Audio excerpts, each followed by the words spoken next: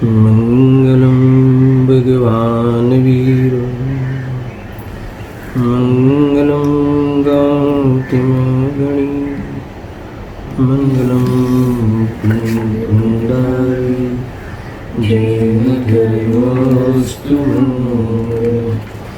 सर्वमंगलमांगल्यं सर्वकल्याणकारिकं प्रधानं सर्वधर्माणां जैनं जयतुं शाश्वतं जैनं जयतुं शाश्वतं नमस्मे साराय स्वानुभूत्या चकास्ते चित्स्वभावाय भावाय सर्वभावाय तरुचे आत्मरूपयनुपमद्भुत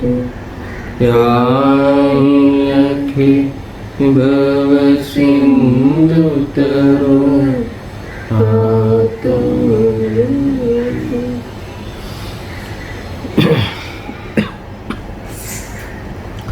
समय सार कर्ता कर्म अधिकार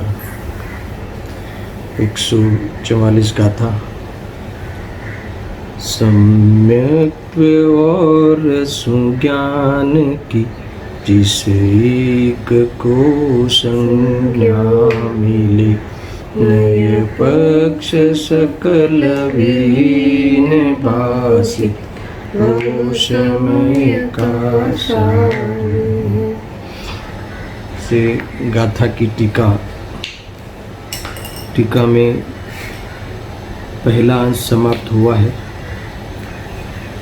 इसमें मूल जो गाथा है उसकी विषय वस्तु पे आचार्य अमृतचंद्र देव ने अपने भाव व्यक्त किए हैं और इसमें कहा कि जो वास्तव में जो समस्त नए पक्ष द्वारा खंडित न होने से अथवा न हुआ होने से जिसके समस्त विकल्प रुक गए हैं, ऐसा समय सार है।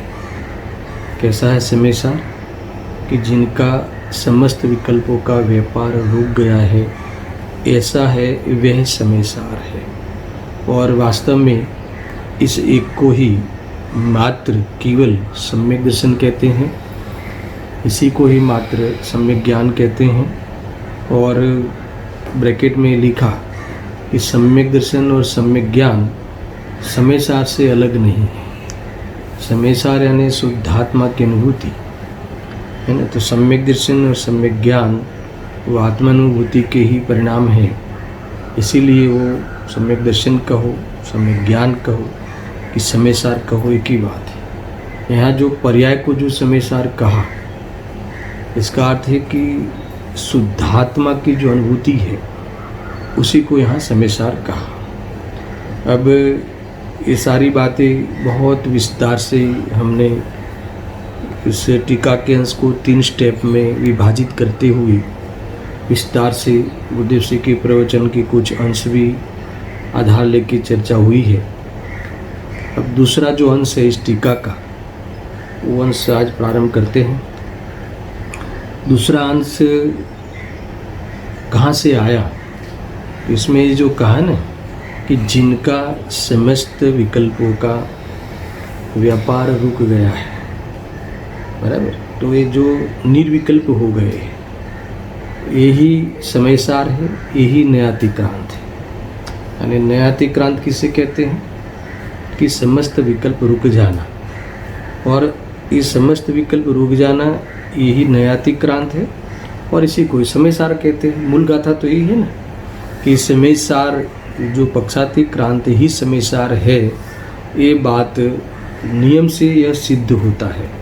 ये मूल उत्थानिका में ये बात आई थी, तो वहीं से आचार्य अमृतचंद्र देव को ये भाव आया होगा कि जब निर्विकल्प दशा, समस्त विकल्प रुक जाना ही जीव का उत्कृष्ट परिणाम है, पवित्र परिणाम है, साधक साधना रूप परिणाम है, आराधना रूप परिणाम है, कि जिससे है ना साध्य की सिद्धि होती है, अर्थात तो सुख की प्राप्ति होती है।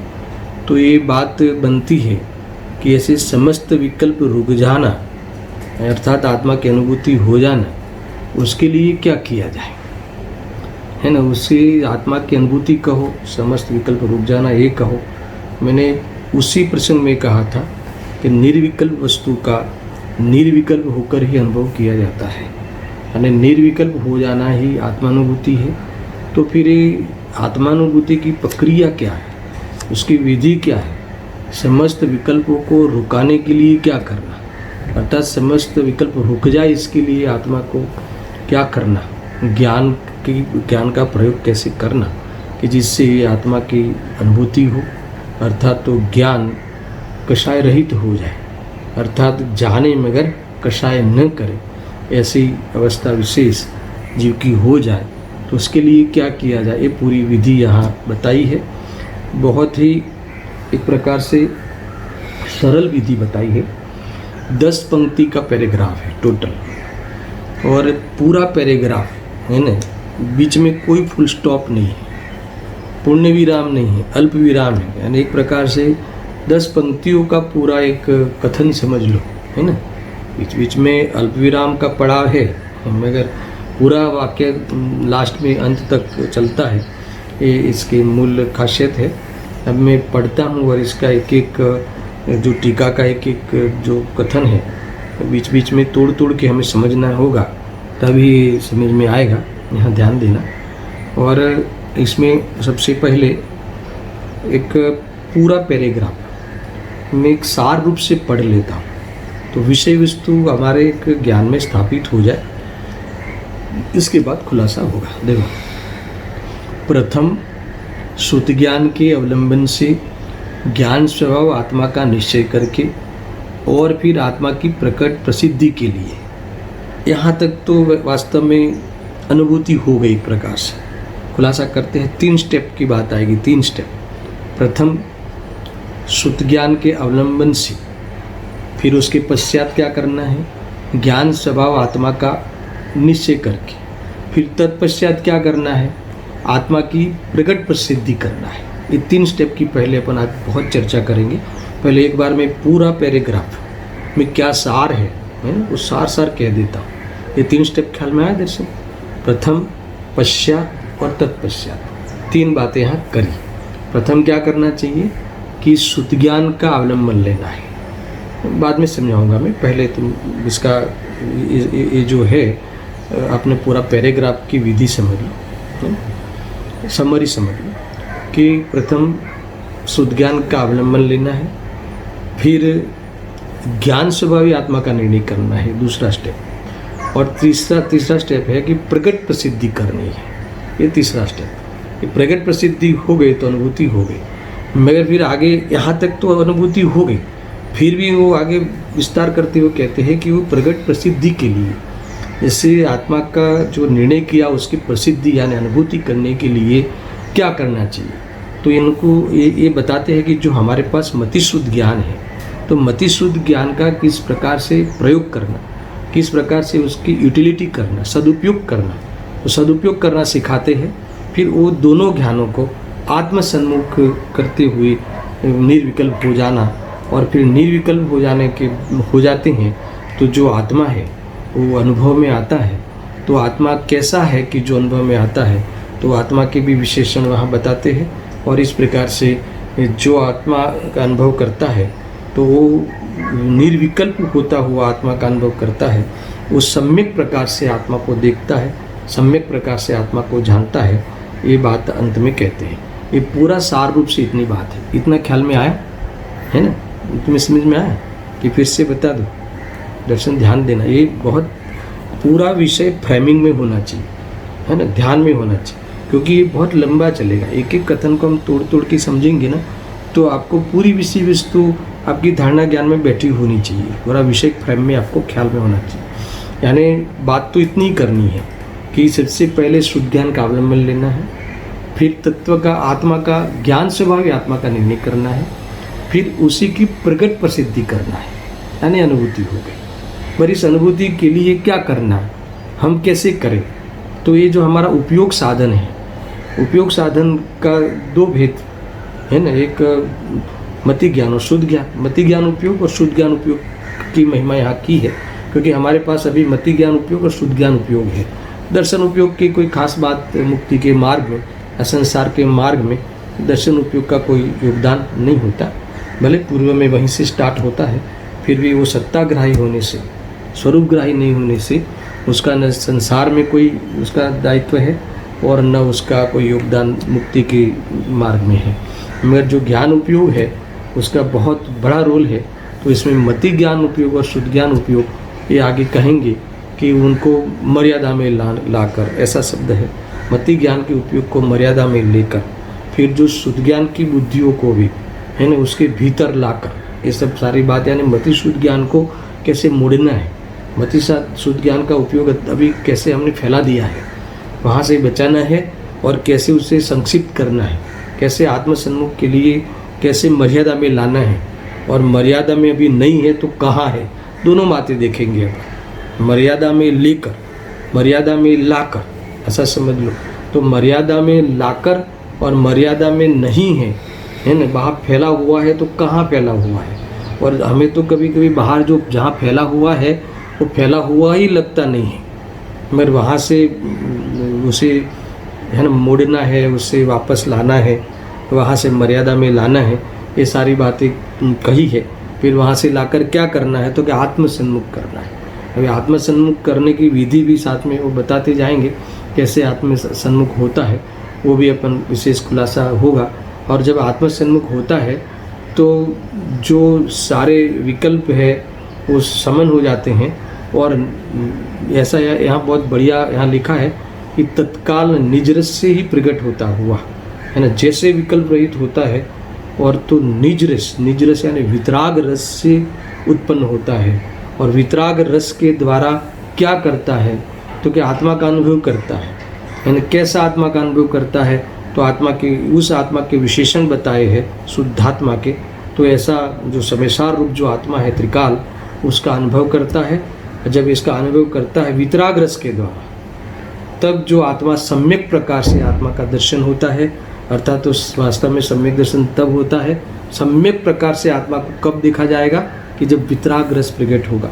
वितराग रस के द्वारा ही, वितरागता से ही वितरागी प्रभु का, भगवान आत्मा का दर्शन होता है। बाहर भी हमने जो वितरागी प्रभु है जो मंदिर में विराजमान है, उनका राग से हम दर्शन करते हैं, इसीलिए वास्तव में हमारा मेल नहीं खाता, हमारे विकल्प समन नहीं होते।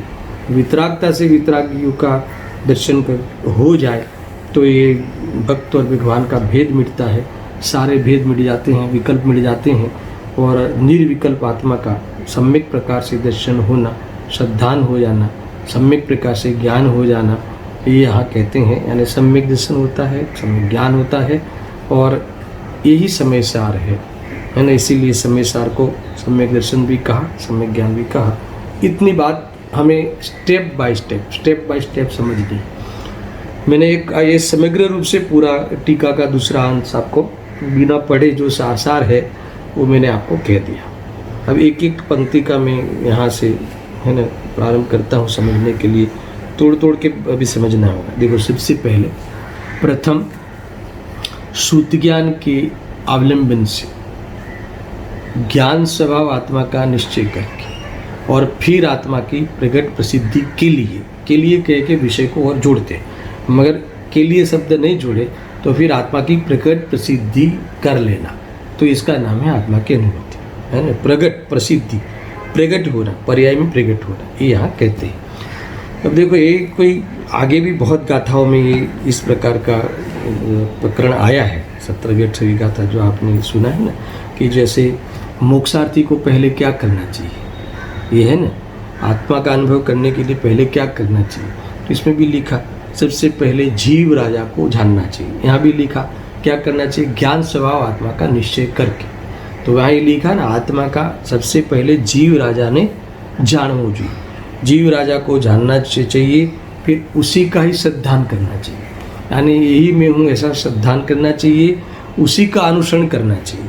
अर्थात तो उसी का अनुसरण करके उसमें लीन होना चाहिए, तो इससे साध्य की सिद्धि होती है, इससे सम्यक दर्शन रत्नत्रय की प्राप्ति होती है ना। अर्थात तो इससे कर्म का बंध रुक जाता है। ऐसी बात वहाँ कही है कि नहीं कही।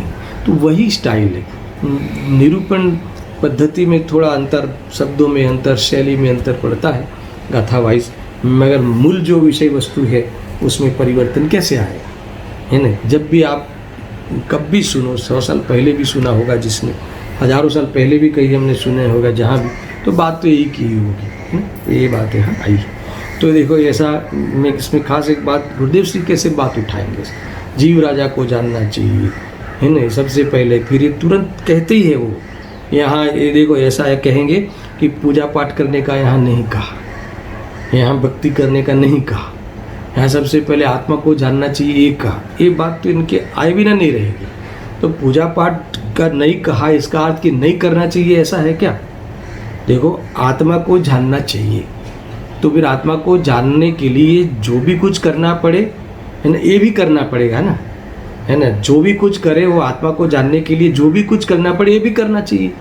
अब ये वैसे ही मान लो कि आत्मा को जानना चाहिए और कदाचित गुरुदेव श्री ये बात कहते ही है कि यहाँ पूजा करने का नहीं कहा, यहाँ भक्ति करने का नहीं कहा, यहाँ दया दान करने का नहीं कहा, तो नहीं कहा तो नहीं करना चाहिए क्या? नहीं करना चाहिए वाली लाइन में नहीं जाती है बात, कोई स्वच्छंद होने की बात नहीं है, नहीं करना चाहिए वाली बात नहीं है। तो क्या है कि वो सब चीज़ आत्म के लक्ष्य से करनी चाहिए, समझ में आया ना, आत्मा के लक्ष्य से करनी चाहिए।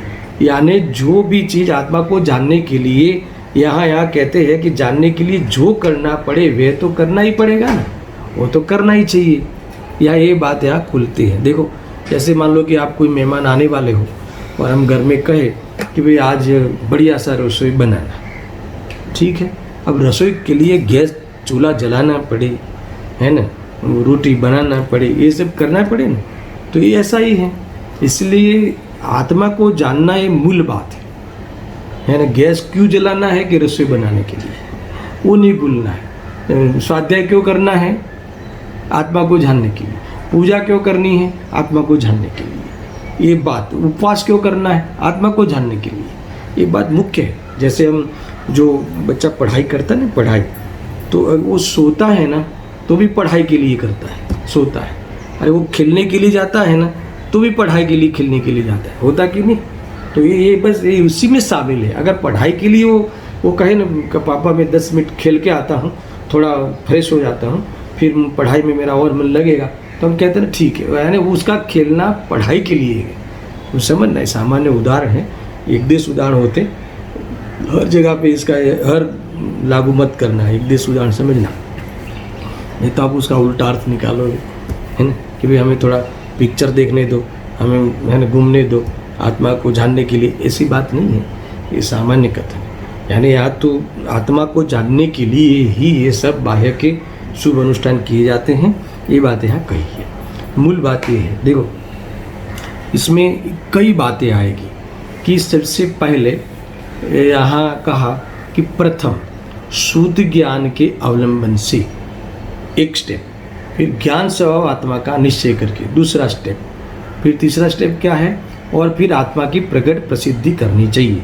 फिर आगे कहेंगे प्रसिद्धि के लिए क्या करना चाहिए, वो बाद में जोड़ते हैं। पहले इसी कोई डेढ़ पंक्ति को अपन, हो सकता है कि यहाँ ही कोई मामला अपन है ना समाधान कर लेवे, ऐसा समझना। देखो इसमें जो प्रथम लिखा ना, प्रथम क्या करना चाहिए, तो कि शुद्ध ज्ञान के अवलंबन से, यानी इसका अर्थ है कि शास्त्र स्वाध्याय करना चाहिए। अर्थात तो इसमें ऐसा लिखो, ऐसा समझो, प्रथम सबसे पहले धारणा क्लियर करनी चाहिए। सुनना, देखो ये है ना, हमने जो पहला बोल लिया था, मैं ही परमात्मा हूँ, एम निश्चय कर, पची एम निर्णय कर, અને એમ अनुभव कर। 3 बातें आई, यही 3 स्टेप है। वो 18वीं का था कि 3 स्टेप बताए, वो ही 3 स्टेप है। और अभी मैं थोड़ी देर में वो भी बताऊंगा आपको। रहस्यपूर्ण चिट्ठी में भी प्रथम, पश्चात और तत्पश्चात, इसमें भी यही बात कह के पूरी अनुभूति की विधि बता दी। अनुभूति ही करने की पूरी प्रक्रिया उन्होंने संपन्न की है वहाँ 3 स्टेप में। तो यहाँ ये 3 स्टेप में अनुभव की क्रिया संपन्न हो सकती है ना। अगर संक्षिप्त रुचि में यहाँ से भी काम हो सकता है। प्रथम क्या करना है, हमारा धारणा ज्ञान, हमारा धारणा ज्ञान स्पष्ट होना चाहिए। धारणा ज्ञान चोखू होવું જોઈએ। गुरुदेव जी का ये ऐसा कथन मिलता है, ज्ञान ने चोखू कर। यानी बहुत अनादि से जो ज्ञान में बीमारी भर रखी है ना, गलत फहमी भर रखी है ना ज्ञान में, गलत धारणाएं, वो पहले धारणाएं तू गलत धारणाएं तू साइड में कर दे। सही धारणा के लिए फिर क्या करना पड़ेगा? दर्शन, हमने जो आत्मा के बारे में, मोक्ष के बारे में, सुख के बारे में, दुख के बारे में, सुख के कारण के बारे में, दुख के कारण के बारे में जो हमने धारणा कर रखी है, अपनी ही कल्पना के अनुसार धारणा कर रखी है, अनादि से जो हमारी भ्रांति के अनुसार धारणा कर रखी है, सबसे पहले वो धारणा हमारी स्पष्ट आगम ज्ञान से होगी, है ना, आगम के अवलंबन से ही होगी, शास्त्र ज्ञान से ही होगी। बहुत महत्व है आगम के ज्ञान से, है ना। सबसे पहले आगम का ज्ञान इसलिए कहा है, स्वाध्याय शिक्षा है। सबसे पहले जो हमारी खोटी सोच है, धारणाएं हैं, उसके सामने सही सोच हमें धारण करनी चाहिए, है ना, निरंतर धारावाही रूप से धारण करनी चाहिए। इसका नाम धारणा है। कैसे धारण करनी चाहिए? धारावाही रूप से। इसका अर्थ है कि धारणा में वो वर्किंग में होनी चाहिए, धारणा में वह चीज़ें हमेशा मौजूद होनी चाहिए। अरे जब भी हमारी वो जूनी धारणा प्रयोग में आवे, ज्ञान में आवे, तो ये जो अंदर में जो धारणा पड़ी है, वो धारणा के द्वारा समाधान धारणा में तो कर ही लेना चाहिए। अब इसमें प्रतीति जुड़ना और उसमें प्रतीति शुद्धोपयोग के काल में वो सम्यक होना, वो सारी बात सेकंड स्टेप में आएगी। पर पहले ये काम बहुत बड़ा है ना। इसीलिए प्रयोजनभूत तत्व जो है ना, ये मर्यादा में लाना है ना मति ज्ञान में, तो ये प्रयोजनभूत तत्व संबंधी हमें पूरा क्लैरिटी होनी चाहिए, है ना। ये बात बहुत खुलने वाली है। जब भी मैं जब चिंतन रखता हूँ आपके सामने, तब ऐसा लगता है कि इसमें तो बहुत कुछ कहने जैसा है, बहुत कुछ समझने जैसा है, क्योंकि इसके बारे में हम बहुत सोचते भी है, बहुत विचारते भी है, चर्चा वार्ता मित्रों से करते भी है, तो विषय थोड़ा खुलता है। और जो जीवन हमने इसीलिए हम सब ने लगाया है, तो सब व्यक्ति कुछ न कुछ विचारता तो होगा ही ना। इसलिए एक एक स्टेप में ये बातें बहुत काम की आएगी। कौन सी बात आएगी? सबसे पहले प्रथम क्या करना है? धारणा ज्ञान स्पष्ट होना चाहिए। इसके बाद तुरंत आएगा कि पश्चात क्या होना चाहिए? तो अवधारण होना चाहिए। जो अवधारण होना यानी निर्णय होना चाहिए, है ना। धारणा जो है वो ज्ञान की स्पष्टता है। इसका अर्थ है कि सारे तत्वों का सम्यक निर्णय वो धारणा ज्ञान है। फिर उसके आधार से हमारे आत्मा तत्व का निर्णय, ये अभी शुद्ध ज्ञान का रोल आया। ये धारणा ज्ञान में मति ज्ञान का रोल है, बराबर समझना। और फिर अवधारण उसमें शुद्ध ज्ञान का रोल है, क्योंकि इसमें नई परीक्षा के द्वारा एक जो आत्मा तत्व का जो निर्णय है, वो निर्णय दृढ़ होता है और निर्णय का पोषण होता है। समझ में आया? ये बात है। ऐसा समझ लो कि ये हम लेते हैं ना कि इसमें आत्मा की सिद्धि करते हैं। धारणा ज्ञान, ये आगम रूप वेद ज्ञान, फिर इसमें सेकंड स्टेप में अभ्यास रूप वेद ज्ञान, साथ में जोड़ना। जितने हमने 2 महीने में कई बातें करी है, तो इसमें जोड़ना, यानी आपको पहले दिन से उपयोग सूक्ष्म रखना चाहिए था, यानी मेरे साथ स्वाध्याय करोगे तो आपको बीच में थोड़ा भी उपयोग इधर उधर हो जाएगा तो आपको नुकसान हो जाएगा। यानी कितनी बातें हुई कि 3 स्टेप वहाँ भी लिए थे हमने। कौन सा दर्शन? आगम रूप वेद ज्ञान, अभ्यास रूप वेद ज्ञान और परिणमन रूप वेद ज्ञान। तो धारणा ज्ञान कहो अर्थात तो आगम रूप वेद ज्ञान कहो, एक ही बात है। अर्थात इसमें मति ज्ञान रूप जो ये शिक्षा, हमारी शिक्षा सही होनी चाहिए, यानी हमारे देव शास्त्र गुरु का श्रद्धान ये पहला रोल है। वो हमारा जो मार्गदर्शन, हम जो गाइडेंस लेते हैं, वो मार्गदर्शक जो हमारे होते हैं, उसके बारे में हमारी यथार्थता होनी चाहिए। इसमें सारी बातें आ गई। अब जितनी ताकत लगाना वो लगा दो। देवशास्त्र गुरु यानी हमारे देवशास्त्र गुरु के बारे में निर्णय गलत होगा, यानी तो कभी तत्व निर्णय नहीं होगा, ये गारंटी है।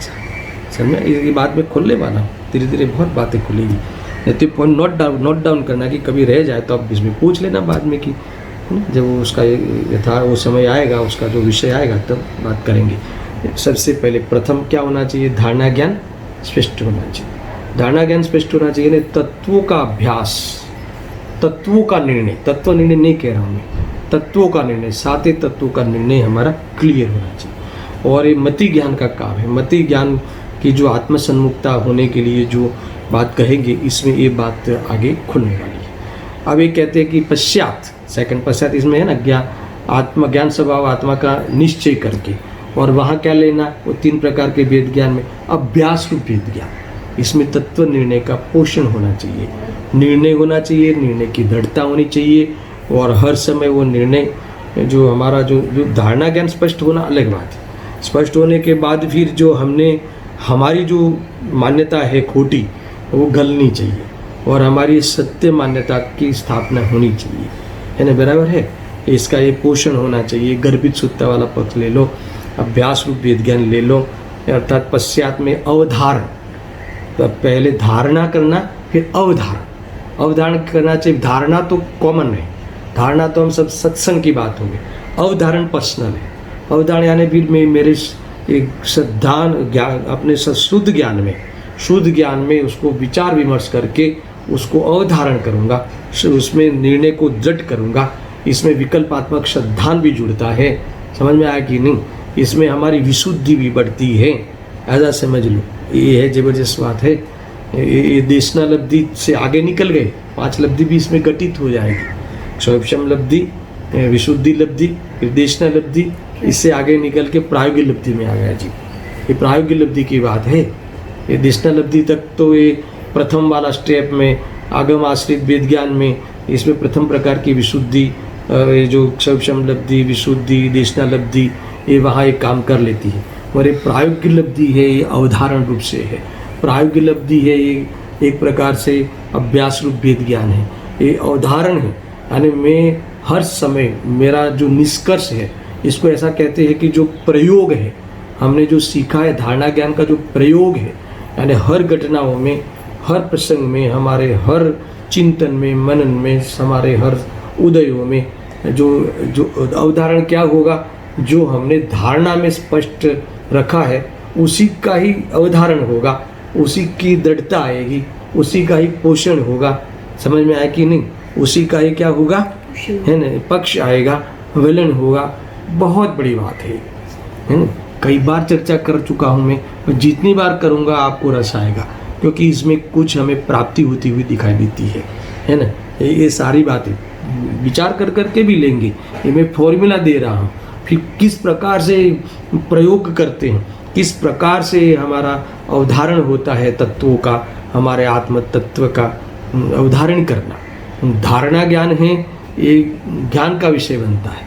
अवधारण का विषय है वो शुद्ध ज्ञान की ताकत से वेद विज्ञान, शुद्ध ज्ञान कहो यानी वेद विज्ञान उस शुद्ध ज्ञान में बनता है। सुनना, क्योंकि नई प्रमाण वेद ज्ञान में होते, तो उसमें वेद विज्ञान के द्वारा जो हमारी श्रद्धा है खोटी, उसको हिला देता है ना। खोटी श्रद्धा है ना, हमारी खोटी मान्यता अनादि से है, वो उसमें प्रहार होता है, प्रज्ञाक्षिणी चलने लगी है।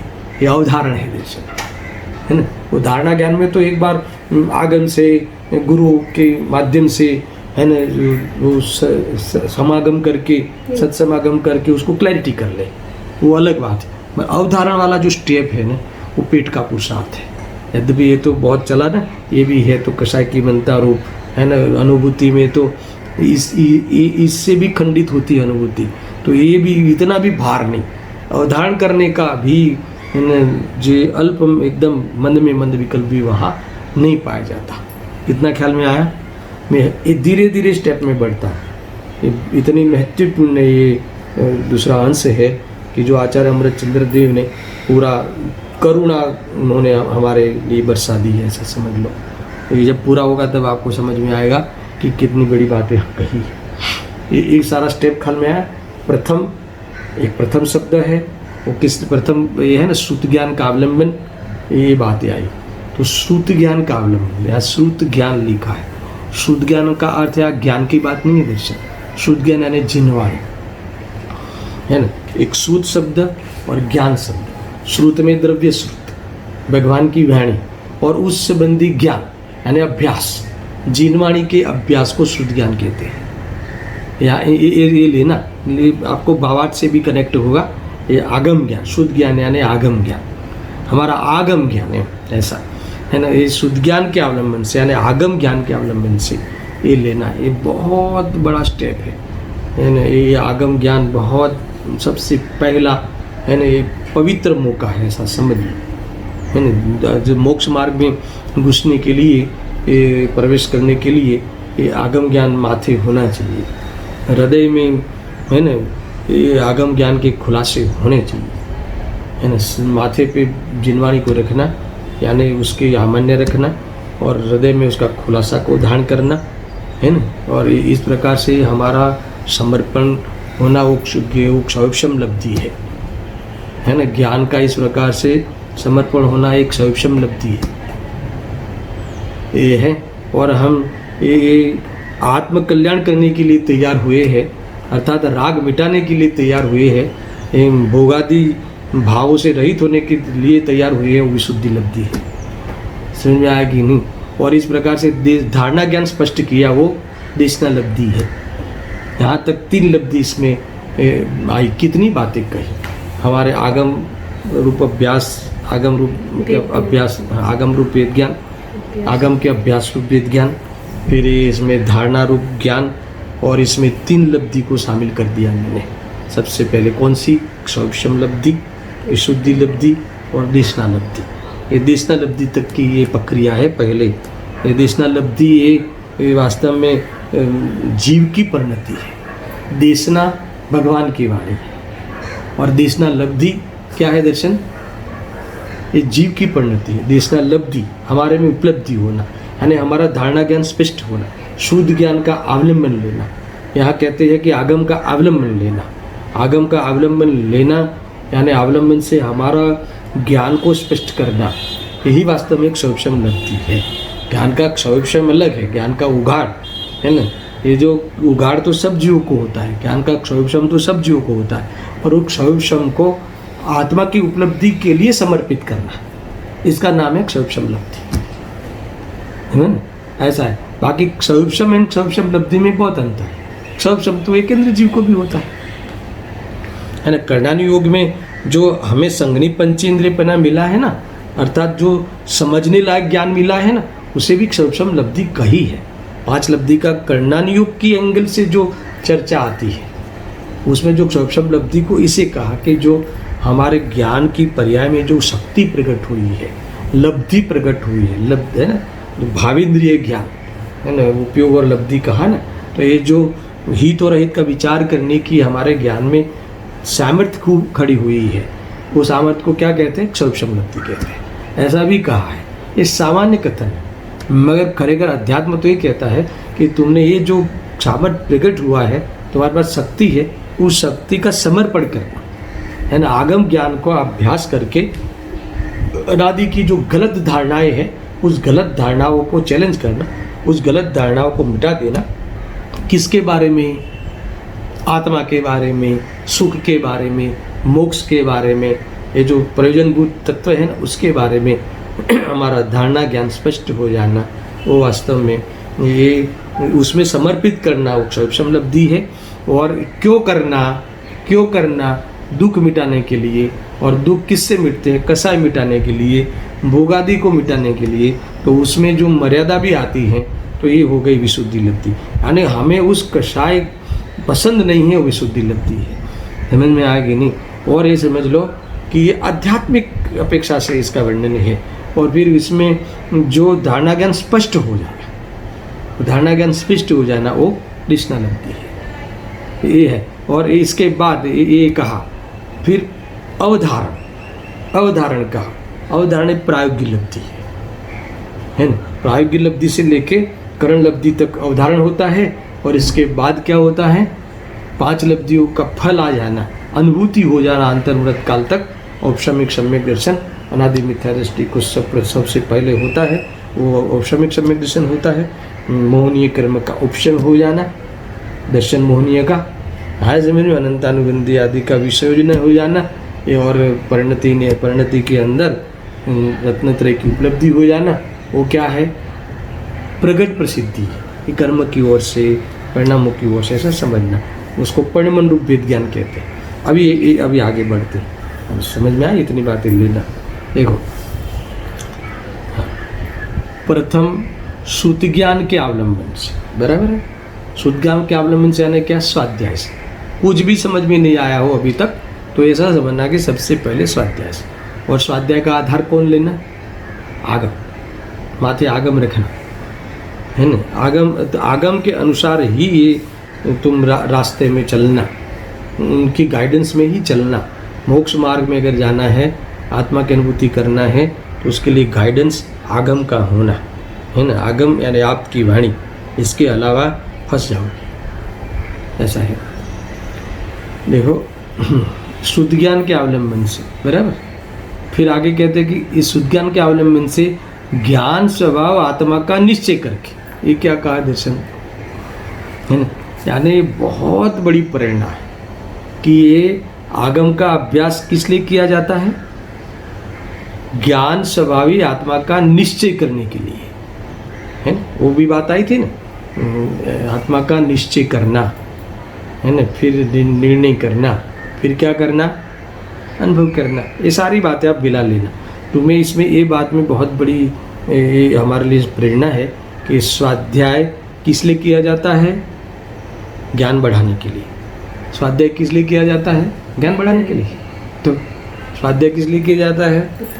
प्रशंसा के लिए, है ना। बहुत बड़ा स्वाध्याय कराए, अभी तो कितनी लिंक चलती है, हर लिंक में हमारा नाम हो तो, है ना, इसके लिए क्या?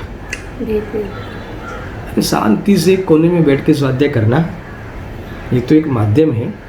आज 25 लोग मिलके हम सत्संग करते हैं, बाकी इसमें कुछ दम नहीं है। समझ में आया कि नहीं? ये उपयोग को पैना करना हो तो ये स्वाध्याय भी एक लक्ष्य होता है। बस लक्ष्य बिंदु हमारा सही होना चाहिए, एक ही लक्ष्य। ज्ञान स्वभावी आत्मा को जानने के लिए ऐसा भी नहीं लिखा, ज्ञान स्वभावी आत्मा को जानने के लिए। समझ में आया कि नहीं?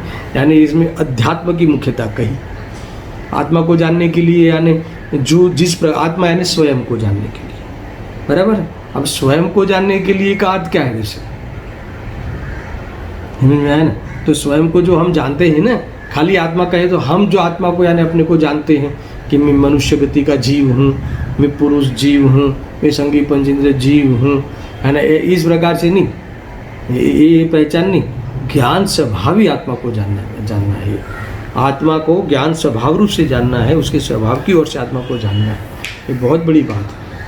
यानी मैं चैतन्य स्वरूप हूँ, ये है ना, ये जो ये एक प्रकार से सिद्धि करता हुआ जानना है। ये जितनी भी आगे बहुत चर्चा हुई ना कि जो जानन लक्षण है, उसके द्वारा देह से भिन्न आत्मा की सिद्धि करना। ये रागादि, ये देह आदि, है ना, देह में मेरा लक्षण नहीं है। ये चैतन्य लक्षण जो है वो मेरा लक्षण जो है वो देह में मिलता नहीं है, राग में वो लक्षण मिलता नहीं है। चैतन्य लक्षण के द्वारा अगर देखा जाए तो वो दोनों से मैं भिन्न हूँ, और वो दोनों से, वो मेरे से वो दोनों भिन्न है। समझ में आया ना? वो दोनों से मैं भिन्न हूँ, यानी मैं चैतन्य स्वरूप हूँ, उसकी दृष्टि करना है। और मेरे से वो दोनों भिन्न है, यानी उसकी दृष्टि छोड़ना है। दोनों का अंतर है, देह से मैं भिन्न हूँ और मेरे से देह भिन्न है। ये दोनों तुमको एक लगता है कि अलग अलग बातें लगती है ना? दोनों का प्रयोजन एक है, मगर दोनों का प्रयोजन होने पर भी दोनों का प्रयोग अलग अलग है। कैसे? देह से मैं भिन्न हूँ यानी मैं चैतन्य स्वरूप, और मेरे से देह भिन्न है यानी वो जड़ स्वरूप है ना, वो जड़ स्वरूप है। ऐसा यानी इस प्रकार से दोनों ओर से परिपूर्ण रूप से इसकी सिद्धि करना है। तो यहाँ कहते हैं कि ये दूसरा एक कौन सा स्टेप आया? अवधारण का। समझ में आया? और इसमें लेवे तो अपन 3 प्रकार के वेद ज्ञान में लेवे तो ये अभ्यास रूप वेद ज्ञान, बराबर अभ्यास करना। जो चेतन स्वरूप है तुम, वो तुम हो। जो ज्ञान स्वभावी आत्मा है वो तुम हो। जहाँ जहाँ तुम्हारा ज्ञान है वहाँ तुम हो, जहाँ जहाँ तुम हो वहाँ तुम्हारा ज्ञान ही है ना। उसके बाहर तुम्हारा कुछ भी नहीं है। अभी मर्यादा में लाना है ना, तो मर्यादा में आ गए यहाँ ही, है ना। देखो मति ज्ञान को मर्यादा में लाकर क्या कैसे लाओगे? अरे वो ज्ञान में ही है, ऐसा मानने का अर्थ है कि मति ज्ञान मर्यादा में आ गया, ज्ञान बाहर गया ही नहीं। बहुत आध्यात्मिक शैली भी है, वो तो बहुत खुलासा होगा। वैराग्य पद्धति भी आएगी, ज्ञान पद्धति भी आएगी, है ना। ज्ञान शक्ति और वैराग्य शक्ति के द्वारा आत्मा की रुचि वो ज्ञान शक्ति है, और राग की रुचि छूटना वो वैराग्य शक्ति है। ये दोनों शक्ति श्रद्धान की प्रसंग में, श्रद्धान के लोग में इतनी खिलती है कि दुनिया में उसे यानी दुखी होने का कारण नहीं दिखता। दुनिया में वो तैरता हुआ भाषित आता है, तैरता हुआ दिखता है। ऐसा है, बहुत बहुत बढ़िया ये है कंसेप्ट, बराबर इसमें ध्यान रखना भाई। ऐसा है ना, देखो कहाँ से बात उठी, प्रथम शुद्ध ज्ञान के अवलंबन से, ठीक है, यानी जिनवाणी के आश्रय से, जिनवाणी के माध्यम से, जिनवाणी के अभ्यास से ज्ञान स्वभाव आत्मा का निश्चय करके, ज्ञान स्वभाव का आत्मा का निश्चय करने के लिए ही जिनवाणी पढ़ी जाती है। इसके अलावा और कोई प्रयोजन से जिनवाणी पढ़ते हो तो समझ लेना कि ये सबसे बड़ा अपराध है ना, ये है। और कोई आपका जिनवाणी पढ़ने का कोई उद्देश्य हो, समझ लेना। ये मैं क्यों ये बात करता हूँ कि जैसे आजकल लोग पीएचडी करते हैं ना, पीएचडी, थोड़ा सा मैं आपको बताता हूँ, कोई निंदा की बात नहीं है, ये मनोविज्ञान की बात है, हम सब की बात है। ये जो पीएचडी करते हैं ना कोई धार्मिक विषयों पे, तो उसमें डॉक्टरेट की वो मिलती है पदवी, मालूम है ना। जो अगर आप किसी सब्जेक्ट में पीएचडी कर लो, पूरा उसका सारी चीज़ें रिसर्च कर लो वो विषय में, तो आपको डॉक्टर की पदवी मिलेगी। तो बीच में गवर्नमेंट ने एक डिक्लेयर किया कि पीएचडी के लोगों के बहुत फॉर्म आने लगे, कोई भी व्यक्ति पीएचडी करने लगे, कोई भी सब्जेक्ट में पीएचडी, एक बार पीएचडी हो जाए तो डॉक्टर फला फला फला करके नाम आ जाए। अब जीव को इसीलिए फिर वो पूरे जिनवाणी का अंश इतना पढ़ता है, यहाँ से उधर से सबसे पढ़ता है। फिर वो एक समय बीच में मैंने पढ़ा कि ये गवर्नमेंट में एक रूल बनाया कि पीएचडी आप करो, पीएचडी का आपको सर्टिफिकेट मिलेगा, पर अब डॉक्टरेट की पदवी नहीं मिलेगी। वो सब लगाने का है ना, अब नहीं लगाना चाहिए, वो विधि बंद कर दी। तो कई लोगों ने पीएचडी की एप्लीकेशन वापस ले ली। समझ में आया कि नहीं, क्योंकि उसे तो डॉक्टर की पदवी चाहिए थी, उसे इस विषय का खुलासा करने के लिए, अर्थात तो इसमें विशेष बोध के लिए नहीं करते लोग। तो इसलिए इसमें आचार्य देव इतने विचक्षण बुद्धि वाले होते हैं दर्शन, कि इसीलिए बात डालकर हमें हर जगह से निवृत्त कराते हैं। मति ज्ञान को मर्यादा में लाने की ही बात इसमें गंध है, मति ज्ञान को मर्यादा में लाने का ही इसमें बीज पड़ा है। समझ में आया कि नहीं, इतना अति विस्तार नहीं करना। मैं तो धर्म क्षेत्र की बात करता हूँ, कर्म क्षेत्र में ज्ञान को बढ़ाना वो तो क्या कहे, वो तो भगवान ही जाने। समझ में आया कि नहीं, मेरे धर्म क्षेत्र में भी हम जो ज्ञान जो भी करते हैं, पढ़ते हैं, किस लिए पढ़ना, किस लिए करना है ना। 6-8 घंटा हम इसमें जो अभ्यास करते हैं, जो होमवर्क करते हैं, तो किस लिए करते हैं कि विषय अच्छा बने, विषय अच्छा जाए, इसलिए नहीं। हमारी ज्ञान की, हमारे परिणामों की विशुद्धि के लिए, हमारी परिणति को स्वरूप में पहुंचाने के लिए, हमारी परिणति में परमात्मा को है ना स्वागत करने के लिए, इसीलिए ये सब काम किया जाता है। बाकी कोई और उद्देश्य हो तो समझ लेना कि वो अपने साथ सबसे बड़ा अन्याय है ना। वो अनंतानुबंधी ही वास्तव में बंद उसको हो रहा है मिथ्यात्व के सहित। ये बात को समझना। तुम क्या पढ़ रहे हो, वो मेरे को क्यों पढ़ रहे हो, ये बहुत बड़ी, तुम कोई भी चीज़, कोई भी आपको अभिप्राय पे ज़्यादा ध्यान देना है। मैं आपको एक प्रकार की फॉर्मूला दे देता हूँ। आप जो भी कुछ करो तो इसके पीछे एक प्रश्न रखो कि ये मैं क्यों करता हूँ, तो उसमें आपका अभिप्राय की ओर से जवाब आएगा। ख्याल में, मैं खाना क्यों खाता हूँ, है ना, तो बस तृप्ति हो जाती है क्षुधा की, तो क्षुधा की तृप्ति हो जाए तो उससे क्या होता है, तो इससे सुखी हो जाते हैं। तो अभिप्राय में क्या आया कि मैं इसीलिए भोजन करता हूँ कि सुखी हो जाऊँ। तो आपका अभिप्राय आपको पकड़ना हो तो ये प्रश्न हमेशा रखना कि ये मैं क्यों करता हूँ, इसी फील्ड में मैं स्वाध्याय क्यों करता हूँ, मैं भगवान का दर्शन क्यों करता हूँ। इसके पीछे अगर पेटा 2-4 प्रश्न रखोगे, वहाँ तक आपका अभिप्राय क्या है उसकी ओर से जवाब आएगा, और वो अभिप्राय की ओर से जो जवाब आएगा उसकी ओर से निर्णय करना कि ये मैं जो जिनवाणी पढ़ रहा हूँ, ये ज्ञान स्वभाव आत्मा का निश्चय करने के लिए पढ़ रहा हूँ कि पढ़ने के लिए पढ़ रहा हूँ। समझ में आया कि नहीं। ज़बरदस्त बात आने वाली है। ये तो मैंने एक प्रकार से अभी फॉर्मूला की बात यहाँ कही है। आगे हमें ये मति ज्ञान आत्मसन्मुख जो करने की विधि इसमें आगे आने वाली है, तो ये विधि यहाँ मुझे तो यहीं से पता चलता है कि आ गई, समझ में आ गई नहीं। ऐसा है, देखो, प्रथम शुद्ध ज्ञान के अवलंबन से, फिर ज्ञान स्वभाव आत्मा का निश्चय करके, ये दूसरा स्टेप हुआ है ना। तीसरा स्टेप का मैं सामान्य आपको ज्ञान करा देता हूँ, इसके बाद मैं विषय को समाप्त करता हूँ। समझ में? ये कहते हैं ज्ञान स्वभाव आत्मा का निश्चय करके, यानी ज्ञान स्वभाव आत्मा का निश्चय करने के लिए क्या करना है? निश्चय क्या करना है कि जो मैं अनादि से मैं अपने को देह रूप मानता हूँ, मैं अनादि से रागी द्वेषी मानता हूँ, तो हमें पूरा सिद्ध करना है कि मैं ज्ञान स्वरूप हूँ। तो बहुत आगे विषय चला हुआ है कि जानन लक्षण के द्वारा हम इस आत्मा को शुद्ध, परिपूर्ण, सकल निरावरण, अखंड इस रूप से सिद्ध करना है। सिद्ध करना है, प्रूव करना है, ये प्रूव करना है ना। ये कहते हैं अवधारण हुआ। ये जो हमें धारणा में तत्व ज्ञान लिया था, वो तत्व ज्ञान के माध्यम से इसके बाद शुद्ध ज्ञान में भेद ज्ञान की ताकत से, है ना, भेद ज्ञान की ताकत से हमें क्लैरिटी करते हुए हमें अवधारण करना है, यानी हमारी श्रद्धा को विषय देना है, हमारी श्रद्धा को पक्की करनी है और खोटी श्रद्धा को हिलाना है। एक कार्य हो गया, निश्चय करना। और फिर क्या करना? फिर यहाँ कह के फिर आत्मा की प्रकट प्रसिद्धि करना है। प्रकट प्रसिद्धि करने के लिए, अब ये करने के लिए क्या करना, यानी प्रकट प्रसिद्धि यानी अनुभूति करनी है, यानी निर्विकल्प हो जाना है।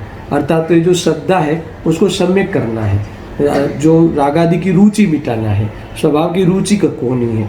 अर्थात तो ये पूरी विधि, सामायिक वाली विधि पूरी आ जाएगी कि उस सामायिक के काल में विशेष वो आत्मा का लक्ष्य करते हुए ये आत्मा का विचार बढ़ता है।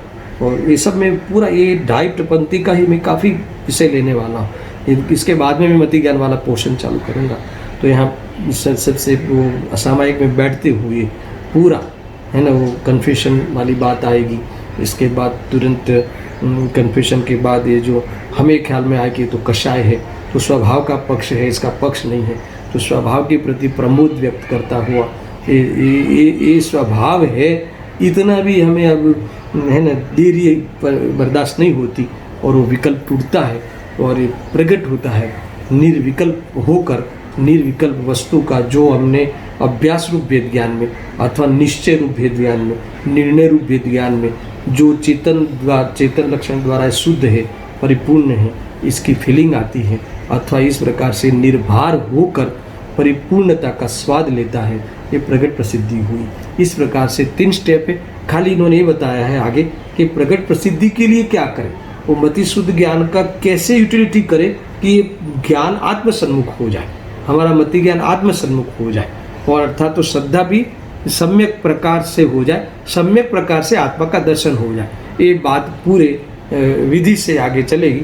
मेरे यही 1.5 पंक्ति का कल में पुनः है ये रहस्यपूर्ण चिट्ठी का एक पैराग्राफ इसके साथ जोड़ते हुए, है ना, उस सविकल्प द्वारा निर्विकल्प की अनुभूति जो कही है ना, सविकल्प से निर्विकल्प तक कहाँ पहुँचता है, ये थोड़ा सा 3 स्टेप कैसे इन्होंने इसमें गर्भित शामिल है, उसकी चर्चा हम कल करें।